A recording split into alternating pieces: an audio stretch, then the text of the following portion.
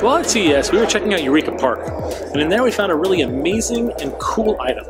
It's called Luminook. Now, Luminook is designed for the concept and idea of wanting to illuminate a small place, like for instance your closet, but a place that you don't normally open a lot, and maybe one of those push-button lights or having a light switch doesn't really work out, or maybe your house is even designed for it.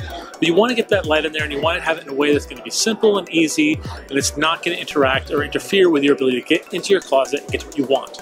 The Luminook features on a LED strip that goes around the inside frame of the door, providing great amounts of light into the closet, filling that space up plentiful with tons of lights you can see everywhere in there. Now, how does it work? How does it know when you open the door? Well, instead of using a push-button sensor or a motion sensor, which could basically fail or not do work properly, it actually uses a laser technology. A laser beam specifically measures the distance from where your door normally is set, and it will basically pick up when the door opens.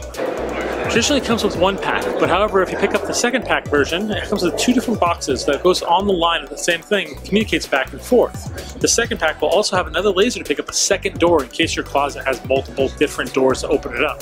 The really cool feature about that is that even when the thing is not active, it's still able to communicate back and forth.